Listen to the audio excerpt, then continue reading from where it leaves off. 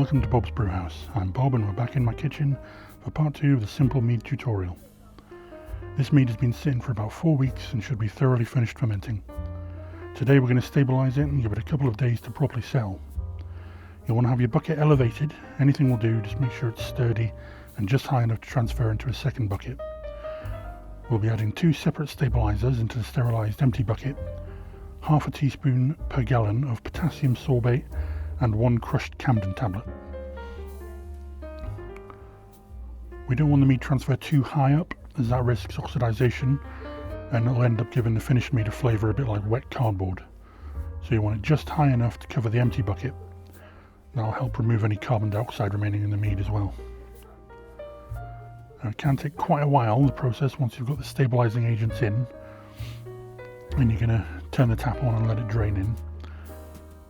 Just make sure you cover as much of the receiving bucket as you can.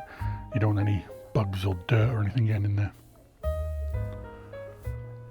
Well, this particular batch finished at my preferred level of sweetness, which is fairly common, but a quick and easy way to check it is draw off a small amount in a glass and taste it. If it's too dry, you want to follow the honey and boiled water process from the early stages. Use about 1/4 pound, that's 110 grams of honey, with a small amount of boiled water added to homogenize it for each gallon of mead. And you want to mix that in with a good swirl and taste it again. Repeat that until it reaches your preferred level of sweetness, but make sure it gets a good mix because it's very easy to over sweeten using that process.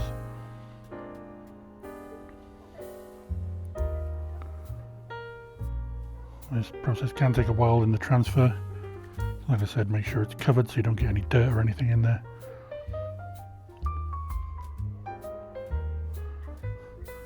Then you're going to want to let it sit for about 48 hours just for the additives to take effect, stop the yeast fermenting completely and fully stabilise it.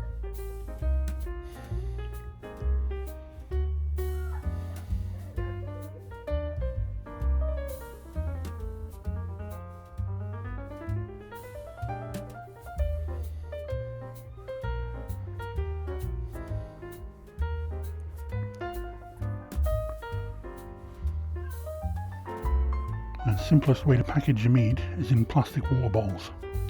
Just make sure they've been sterilised. I'm filling 1 bottle as an example now, but I'll be transferring the bulk to a plastic pressure barrel. I'll put a link to that in the description. They're really good, these barrels. Very easy to use, avoids the hassle of all the bottles.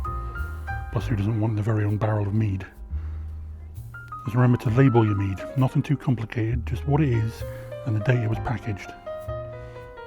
You can realistically drink it now, but it would be much better to give it a few weeks, or better yet, a couple of months. It'll just let it mellow out a bit. Mead purists will tell you that it should rest for 2 to 3 years, but in my experience that does absolutely nothing to improve the quality.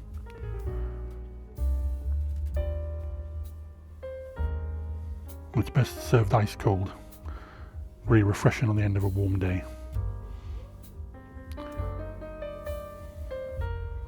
So if you followed these steps, then you should have a good batch of mead. I've no doubt that once you taste it, you'll want to brew more. Any questions or anything unclear, just leave a comment and I'll give you the benefit of my mead knowledge for whatever it's worth. Thanks for watching.